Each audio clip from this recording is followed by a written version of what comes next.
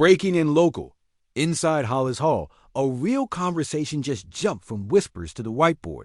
And it's the kind of talk that shakes a locker room. DJ Moore's future is officially part of the Bears trade calculus, with concrete scenarios being floated as the offense tilts toward Rome Odunze as Caleb Williams go to target and the front office looks for ways to fix the pass rush now, not in March.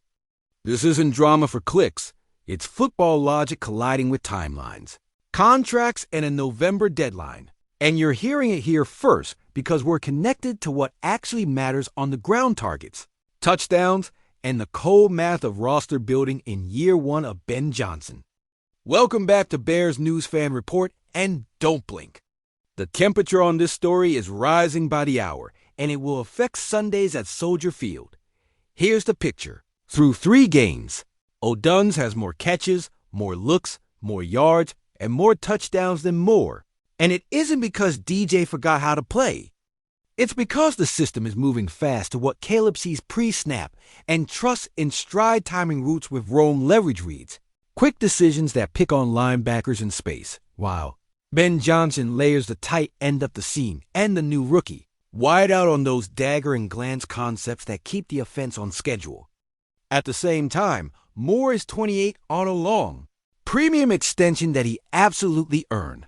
AWR1 with real gravity on the field and even bigger gravity in the locker room. But gravity is also cap weight. And Chicago, for all the good vibes, still has a hold that everyone in the building can feel when the ball is snapped on 3rd and 8. Consistent heat off the edge. That's how you end up in a week where the national chatter goes from Bears offense looks fun to would they move DJ for a defensive blue chip. The theories are out there. A playoff contender that lost a step at receiver calling about a veteran tone setter. A New York team dangling a young pass rusher in a hockey-style trade of strengths for needs.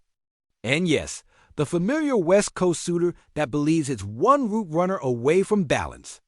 You can hate every one of those ideas as a fan and still admit each one makes a certain kind of short-term sense. If you're riding with us, hit that like and subscribe now so you don't miss a single twist. The trade window doesn't wait, and the lines between smokescreen and serious get very thin in this league. Let's talk football, not just headlines. The Bears didn't draft Caleb to play small ball. They drafted him to tilt the field and make the defense wrong no matter the look. That demands space and pieces Odunze outside winning isolation.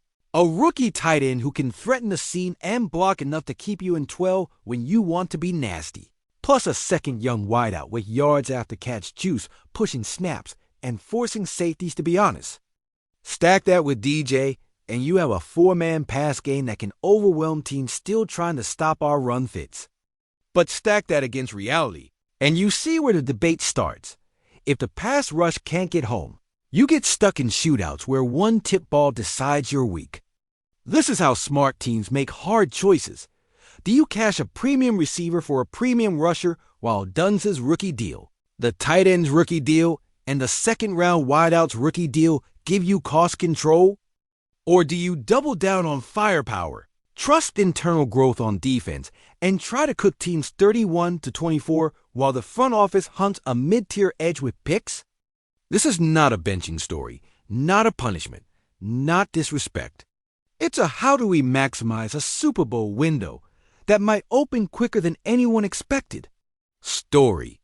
Let's be straight with each other like Chicago people are. DJ is beloved. He blocks. He wins slants. He wins deep. He wins contested. And he wins the respect of that room.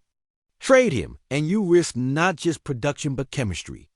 Keep him, and you might pass up a chance to fix the single soft spot that every opponent circles in their week plan. Now layer in the timeline trade deadline after Week 9, and you realize the next 4 weeks are an audition for a philosophy. If the pass rush wakes up, the trade DJ noise dies. If the pressure stays cold, the phone lines heat up. The rumors paint a menu, a coast team with playoff DN, a wanting leadership for a young WR room. An NFC foe with pass rush depth entertaining a headline swap that would light up talk radio. A New York-Chicago axis where the Giants need weapons for a rookie quarterback, and we need someone who turns third down into get off the field. Option has a different cost in picks, a different cap angle, a different message to Caleb about how this franchise intends to protect him by outscoring or by shortening the field with defense. What makes this spicy is how fast Rome Odunze has earned trust. He isn't just catching the ball. He's dictating coverage, forcing bracket looks that free the tight end, and giving Ben Johnson the freedom to spam what's working. When your QB's eyes go there on time, when the ball is out on one hitch, when the chain keeps moving, it validates the design. Add a second rookie wideout with burst, add the tight end winning red zone leverage, and you understand why some in the building can at least stomach the idea of a world without DJ, because the structure can still hum.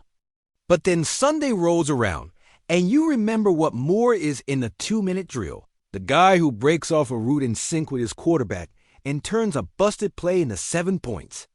He's also the guy who commands respect from the defense in a way that stat sheets don't always capture. That's why this is hard.